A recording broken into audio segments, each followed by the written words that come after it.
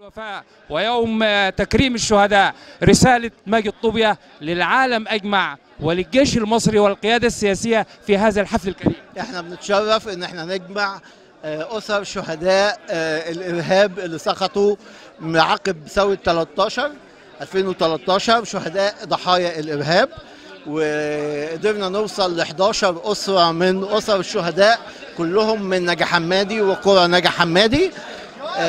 أكدنا عليهم أنهم يكونوا معانا النهاردة عشان نقدم ليهم كل الاحترام والتقدير والدعم، وتكون دي بداية علاقة بيننا وبينهم فيها في الفترة اللي جاية نرعاهم ونحاول بقدر الإمكان أن احنا ندعم هذه الأسر بكل احتياجاتها إن شاء الله. موفق معنا. ربنا يخليك. إن شاء الله في هذه اللقاء الهدف نمرة واحد إن احنا نعلن إن أرض سيناء اللي ارتوت بدماء هذه الشهداء لا يمكن إنها تكون للبيع وهي خط أحمر.